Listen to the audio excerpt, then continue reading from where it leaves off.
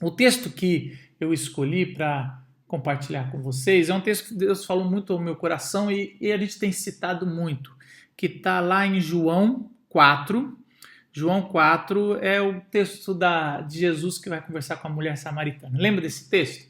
Os fariseus percebem que Jesus está ficando mais famoso que João Batista, está batizando mais, e aí Jesus decide descer da Judéia até Galiléia. E para descer da Judéia para Galiléia tem que passar por Samaria. Para dar a volta demoraria 2 a 3 dias mais e seria ruim para eles.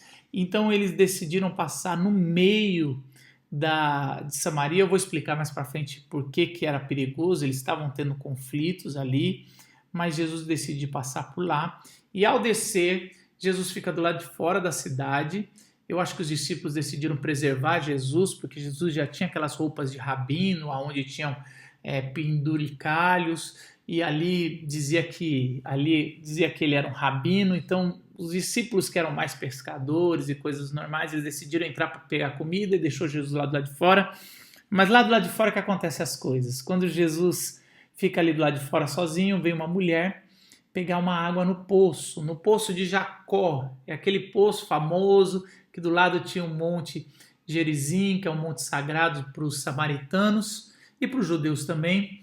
Mas ali Jesus começa um diálogo com ela. Ele pede água para ela, ele devia estar com sede, e ela vê a roupa dele e fala: por que você está me pedindo água sendo um judeu? A gente não deveria estar conversando. E tem entre parênteses aí dizendo que eles não se davam bem, os judeus e os samaritanos.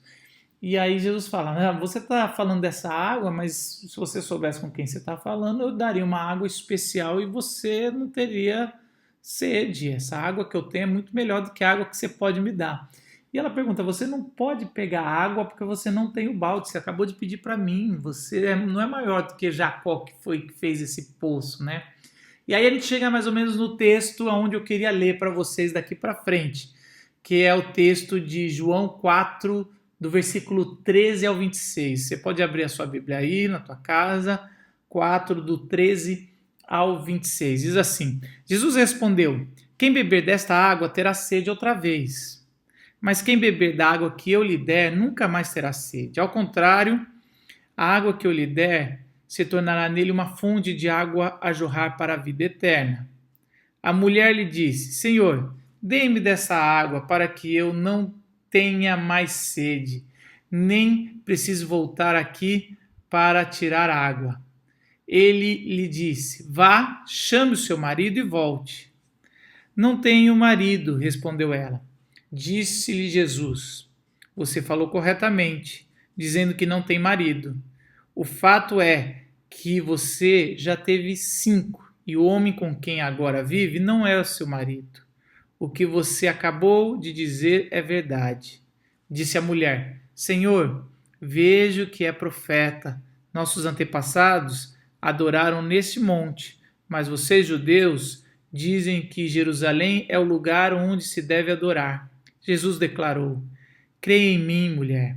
Está próximo a hora em que vocês não adorarão o Pai nem neste monte, nem em Jerusalém. Vocês, samaritanos, adoram o que não conhecem. Nós adoramos o que conhecemos, pois a salvação vem dos judeus. No entanto, está chegando a hora, e de fato já chegou, em que os verdadeiros adoradores o adorarão, o Pai, em espírito e em verdade. São esses os adoradores que o Pai procura. Deus é espírito, e é necessário que os seus adoradores o adorem em espírito e em verdade. Disse a mulher: eu sei que o Messias, chamado Cristo, está para vir. Quando ele vier, explicará tudo para nós. Então Jesus declarou: eu sou o Messias, eu que estou falando com você. Senhor Jesus, que a sua palavra seja iluminada e que a gente possa entendê-la cada vez mais e que a gente possa, cada um da sua casa, Senhor, aplicar e ser um verdadeiro adorador. Em nome de Jesus. Amém. Olha só que interessante. Esse texto, às vezes os pregadores eles não falam direito por que existe um conflito entre os judeus e os samaritanos. Para começar, os samaritanos são judeus, né? A gente põe os samaritanos como uma espécie de não-judeu. Eles são judeus, aliás, eles estão bem no meio ali porque eles fazem parte. Mas há muito tempo atrás, já na monarquia, o filho de Salomão, Jeroboão, ele foi muito duro nos seus impostos e criou uma revolta interna em Israel. Houve uma briga e houve uma separação. Jeroboão ficou com as 2 tribos e com o templo no reino do sul, e o reino do norte ficou com um operário, ficou com Roboão, com 10 tribos. E essas 10 tribos, eles ficaram juntos e se separaram, dividiram a nação de Israel. Então eles ficaram com o reino do norte, mas como uma vez por ano eles precisavam ir ao templo para orar e para pagar tributos, impostos, e eles não queriam deixar o dinheiro deles, os impostos, no templo da outra nação, do reino do sul, que era de Jeroboão, eles colocaram e fizeram um novo templo em Gerezim, neste local aí, e declararam que por ter sido um dos lugares que teve o primeiro sacrifício ali, lá com Moisés, quando foi entrar na Terra Prometida, nesse sagrado monte, e ali precisava ser feito, ali que era o local para ter o verdadeiro templo do Senhor. Então ali em Gerezim eles construíram um templo e ali o templo foi colocado como o local sagrado do Senhor, onde o Senhor ia se revelar por ter sido o primeiro lugar a ter sido feito o sacrifício do Senhor. Então, desde lá, existia 2 templos em Israel. O templo que foi feito por Salomão e o templo que foi feito por Roboão ou pelos seus descendentes ali do Reino do Norte. E com o tempo, o Reino do Norte foi mais promíscuo, teve mais reis que desobedeceram a Deus, e no exílio foram primeiro que foi os assírios atacaram. E os assírios eles tiveram um outro jeito, diferente da Babilônia que atacou o sul, para colonizar. Eles se misturaram, então descumpriram outro mandamento que é não se misturar até que o Messias viesse, né?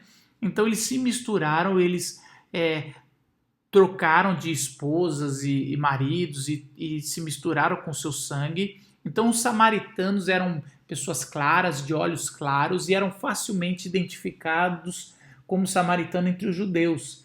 Então, por eles terem misturado seu sangue, eles não eram considerados pelos judeus como puros, como alguém da descendência mesmo abrâmica. Eles deixaram a sua pureza, né? Esse negócio de pureza de sangue, mais para frente, alguns milhares de anos, os judeus iam ver que realmente não tinha nada a ver, eles iam também sofrer com esse negócio, né? Mas naquela época eles jogavam isso em cima dos samaritanos.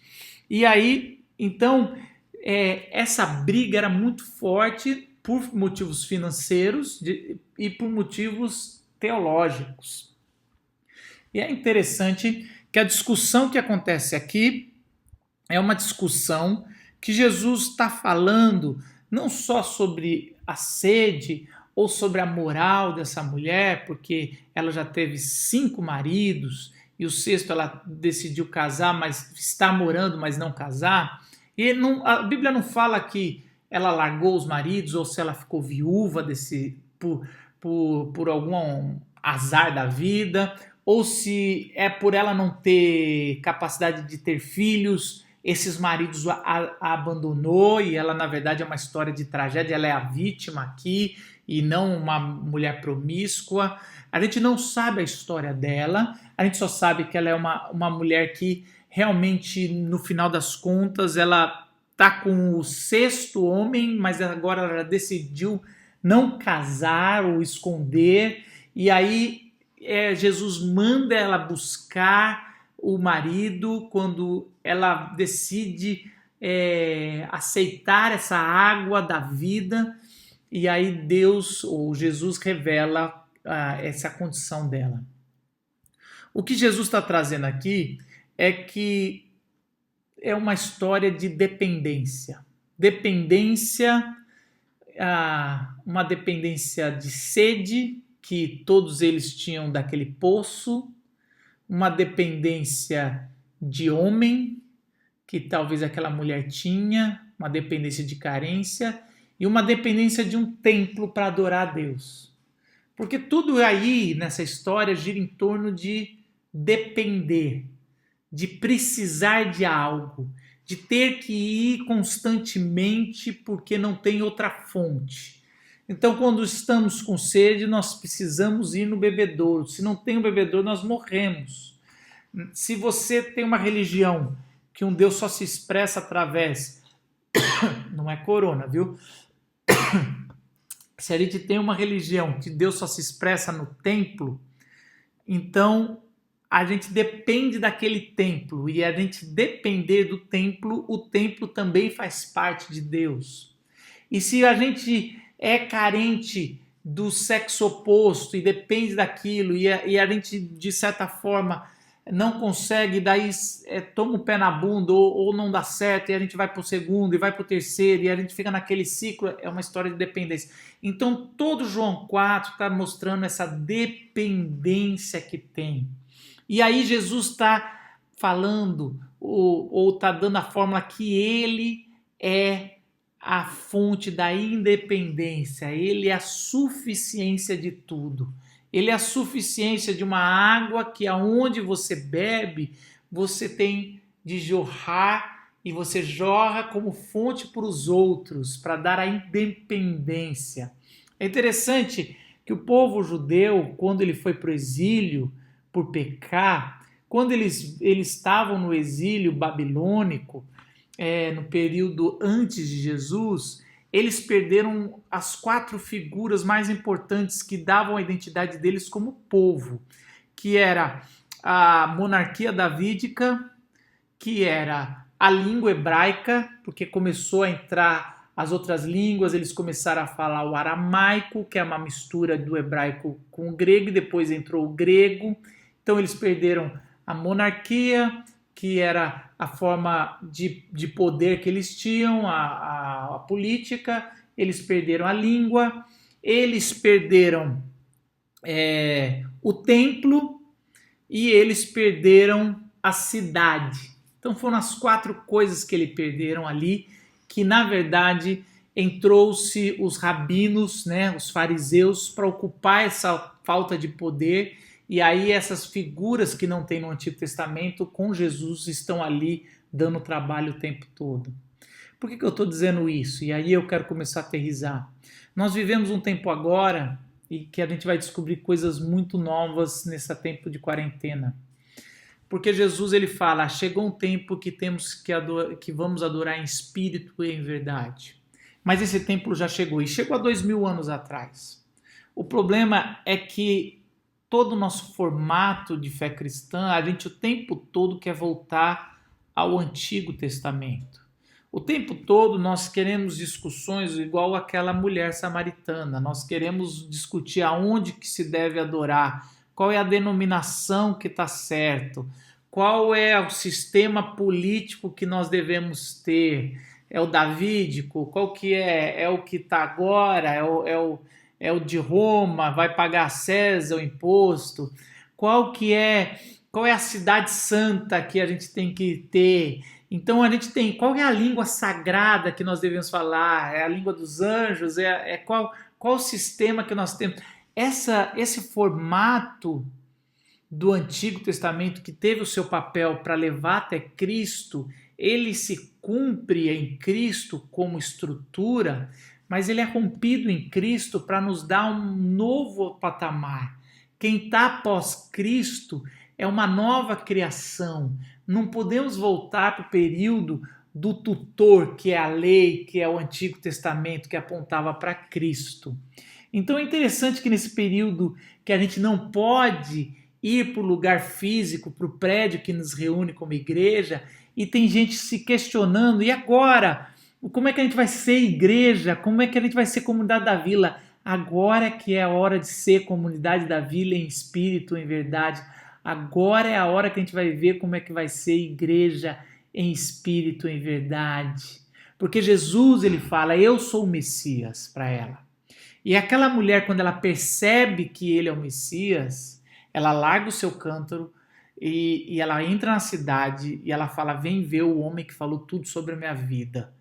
E ela muda aquela cidade. Os discípulos entraram na cidade, pegaram sua comida, saíram sem fazer nada, porque eles consideravam os samaritanos como não o público deles, mas como um povo que era um povo que ia dar trabalho. Aquela mulher foi missionária. E Jesus, ao ver aquele povo vindo em sua direção, ele fica mais 2 dias. Ele vira para os discípulos e fala, levanta os olhos, vocês falam que ainda vai ter tempo para que a gente faça a nossa colheita, levanta os olhos e veja os campos como estão prontos. E, na verdade, os discípulos estão olhando, levantando os olhos e vendo a multidão de samaritanos chegando. E Jesus está fazendo uma analogia clara com a multidão chegando junto com aquela mulher que era evangelista. E ele estava dizendo, eles são o nosso campo. E Jesus fica, algo muda definitivamente, a pressa de Jesus com a onisciência do Pai que levou eles até os samaritanos. Jesus entra na cidade e ele fica lá falando do Cristo e há um avivamento, vamos dizer assim, naquela cidade, porque depois vai ter uma igreja muito forte. Depois, lá para o final de Atos, a gente vai ver um avivamento em Samaria, quando a igreja é perseguida lá em Jerusalém. Por que isso? Porque existe um novo movimento e Deus sempre faz esse movimento ser relembrado com a sua forma. Em Atos, ele fez a perseguição em Jerusalém acontecer para que o templo ganhasse menos valor e a gente lembrasse que igreja é ou somos nós como corpo vivo. Nós somos o templo. O templo foi destruído e Jesus falou, esse templo será destruído e eu reconstruirei em 3 dias. Ele é o templo que habita em nós. Então existe um templo verdadeiro. Quando ele fala que não é nem em Gerezim e nem em Jerusalém, o templo é ele que construi em nós. Você é o templo, você e eu, nós juntos, conectados em oração com o Pai. Esse lugar chamado oração que a gente está fazendo todo meio-dia, mas que a gente faz em qualquer lugar, em qualquer hora, nós somos o templo de Deus. Então, é hora da gente reconectar e repensar, modificar nossa cabeça para relembrar o que é ser igreja de Jesus, o que é ser templo. Seja templo, gaste um tempo em oração, pensando, você já se conectou com os irmãos da igreja. Lembra que eu tenho falado desde o começo do ano que esse ano é o ano da conexão, o ano do apóstolo André, que faz as conexões, né? Lembra que eu tenho falado que se nossa igreja, você não tiver 5 pessoas ao qual você possa ligar, a gente não está cumprindo nosso papel como igreja? Chegou a hora de você ligar para essas 5 pessoas. E talvez você fale, Marcos, mas eu não sei, mas então peça para Deus dar esses nomes. Ligue para essa semana, na quarentena, para 5 pessoas. Faça FaceTime. Ligue. O WhatsApp hoje dá essa condição. Nós somos templo. E é interessante que a língua não é o hebraico, não é o aramaico, não é falar em língua dos anjos. A língua é a verdade. Agora, não é aquela verdade que machuca. É a verdade na potência de Deus, do Cristo. Olha que interessante. Certa vez eu estava conversando com um profeta, daqueles profetas que surpreende a gente, que sabe das coisas, sabe? E olha que eu sou presbiteriano, mas eu conheci esse cara que falava coisas assim do futuro e ele sabia, e ele era um homem de Deus. E aí uma vez eu perguntei para ele, cara, como é que você consegue prever algumas coisas assim em oração e trazer umas profecias, né? Como é que é? E eu queria ter isso, né? E ele falava assim, Marcos, profecia, para mim, ele falando para ele, é você enxergar no outro o potencial de Deus nele. Eu falei, me explica mais. Profecia é quando você enxerga a verdade de Deus no próximo. E aonde o próximo pode chegar se ele deixar Deus agir nele. E quando você narra o que ele pode ser em Deus, você está narrando o futuro dele profético. Cara, aquilo abriu minha mente. Eu falei, mas é só isso? Ele falou, para mim é só isso que eu faço. E geralmente é o que vai narrar. Então veja a verdade do outro no olhar de Deus. Olha que lindo isso. Foi o que Jesus fez com aquela mulher. Mesmo ela tendo 5 homens, tendo tido, ou tendo um homem que não era o marido dela, Jesus viu a verdade que aquela mulher podia ser em Deus. E aquela mulher se tornou uma missionária, muito melhor do que os apóstolos naquela época. Porque os discípulos estavam preocupados em comida, em encher o bucho, e ficou discutindo com Jesus. E aquela mulher foi fazer missão, foi evangelizar Samaria, porque ela falou a língua da verdade. E quando ela decidiu falar a verdade, Jesus transformou. E interessante que a cidade, o local sagrado, não era nem Samaria nem Jerusalém. O lugar sagrado é o Espírito, porque é em espírito que a gente vai adorar. O lugar sagrado não é mais os templos, não é um lugar que a gente chega e às vezes a gente fala, nossa, aqui é um lugar sagrado. Eu lembro quando eu quis ir para Assis, né, para conhecer o lugar aonde Francisco de Assis nasceu e andou. E eu lembro que as pessoas, eu pude ir para lá, e as pessoas andando lá, elas queriam sentir aquele lugar místico, tudo mais, né? Ele está enterrado lá. E não existe lugar místico, nada não. Só existe um lugar sendo explorado por turistas, pelo lugar turístico.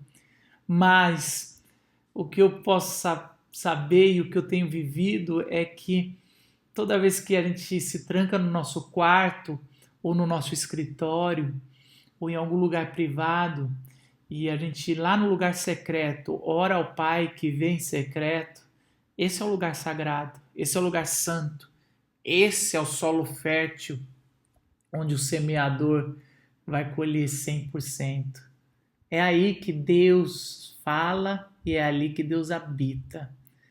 E por último, a autoridade que às vezes a gente fica buscando, como o povo queria a autoridade da monarquia davídica, como o povo queria, até hoje a gente fica buscando quem tem autoridade agora no Covid-19. A gente tem uma autoridade que manda voltar ao trabalho, outra que manda a gente sair, a outra que manda a gente fazer tal coisa, a outra que manda fazer que a economia vai entrar em colapso. A gente fica tão confuso. A autoridade, Jesus falou, eu sou a autoridade, eu sou o Messias. E Ele é a nossa autoridade. Ele é a autoridade. Toda a autoridade foi dada no céu e na terra para Jesus. E Ele decidiu servir, ser servo, mesmo tendo toda a autoridade. Ele dividiu com a gente, não só a comissão de espalhar as boas novas, mas Ele dividiu com a gente o privilégio de ser filho de Deus. Ele veio como único e voltou para o céu como primeiro entre muitos. Isso é um privilégio meu e seu. Que nesse tempo de quarentena a gente já possa ter abaixado a poeira e começado a experimentar esse lugar do quarto secreto, da linguagem da verdade, das amizades, mesmo que sejam poucas, 3, 4, 5, mas que a gente possa diariamente estar ligando, fazendo um FaceTime, ligando para as pessoas que a gente quer intencionalmente se relacionar. Não é que a gente sente que tem intimidade, mas que a gente quer. É tão interessante quando às vezes a gente liga e fala assim, olha, eu quero ter uma amizade mais profunda com você. Não é que eu sinto que eu tenho. Faça isso. Comece algo novo. Nós somos a igreja, nós somos o templo e que Cristo habite em você abundantemente. Assim como mudou a vida daquela mulher, que Ele mude a sua vida nesse tempo e que a gente saia melhor como igreja. Que a gente, quando puder sair de casa, Que a gente se reúna não porque a gente tem sede, mas porque a gente quer dividir a nossa fonte com quem tem sede. Isso vai fazer toda a diferença em ser igreja. Vamos orar? Senhor Jesus, obrigado, Senhor. Obrigado porque o Senhor dividiu a sua água com a gente e que a gente possa nos reunir, Senhor, quando puder, para dividir em vez de ir buscar algo, mas que a gente vá para dividir também, Senhor. Que, Senhor, eu quero pedir por aqueles que estão passando por necessidade, Senhor, que a gente possa já dividir desde já, Senhor, como igreja, como instituição mesmo, Senhor, todos nós, cada um do seu lugar, Senhor, com esse fundo, Senhor, que a gente está começando, que a gente possa acolher quem precisa e que não tenha nenhum entre nós que passe necessidade, Senhor. Senhor, eu quero pedir, Senhor, para aqueles que não tiveram nenhuma baixa financeira, Senhor, que o Senhor possa continuar guardando o lado financeiro de cada um, Senhor. Principalmente, Senhor, eu quero pedir pela saúde, Senhor, da nossa igreja e do nosso país, Senhor, que a gente passa por uma curva bem menor, Senhor, que não colapse o nosso sistema de saúde, Senhor, que a gente passe por isso vitorioso, Senhor. Em nome de Jesus, oro pela nossa nação. Que a graça do nosso Senhor Jesus Cristo, o amor de Deus nosso eterno Pai, a comunhão e a consolação do Santo Espírito esteja sobre toda a igreja.